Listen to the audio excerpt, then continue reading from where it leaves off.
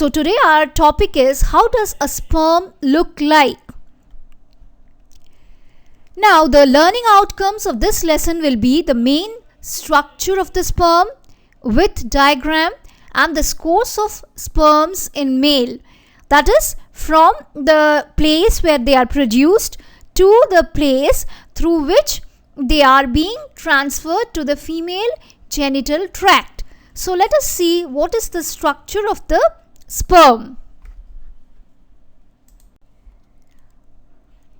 Here in this slide we are going to discuss about spermatozoa and semen.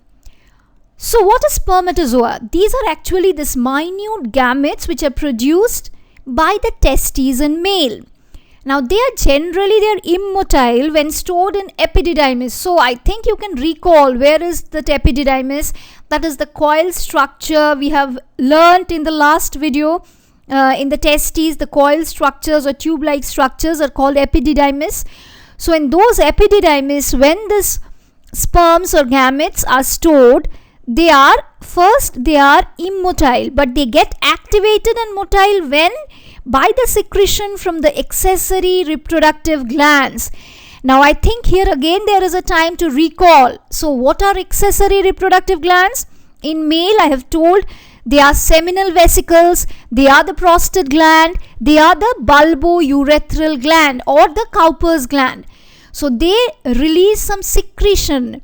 Now these secretions, what are these? These are the secretions of various type of accessory glands along with the sperm, which is called the semen. So this is the sperm alone, and this is the secretion of various accessory glands along with the sperms. This is called the semen. So is it clear, everyone? This is spermatozoa, which are minute gametes which are released by the testes, and this is the semen, which is the secretion of accessory reproductive glands and as well as the sperm itself.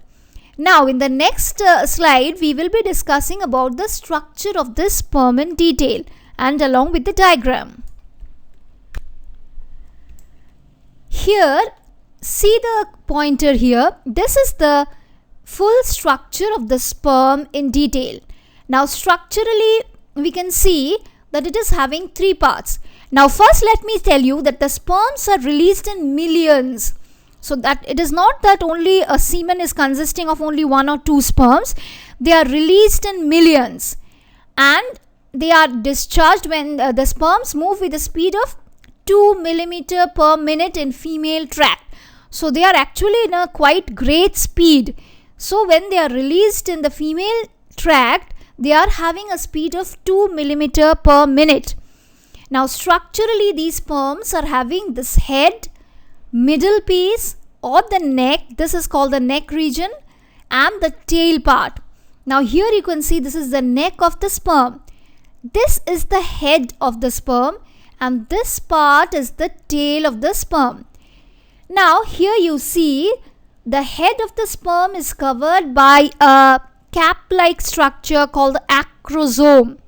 What does this acrosome do? This acrosome actually helps the sperm to penetrate inside the egg during fertilization. Now how does this acrosome do this thing? This acrosome tip or this acrosome releases an enzyme called hyaluronidase. The enzyme which is released from the acrosome tip is called hyaluronidase, which enables the entry of the sperm into the egg. How? By dissolving the wall of the egg. Got it clear, everyone?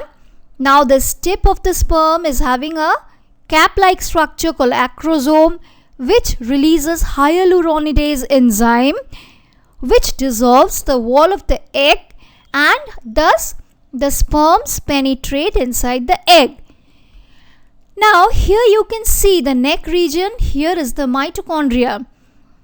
Now the nucleus of the sperm, here you can see the nucleus. It actually carries the genetic material of this male body and it is transferred to the egg.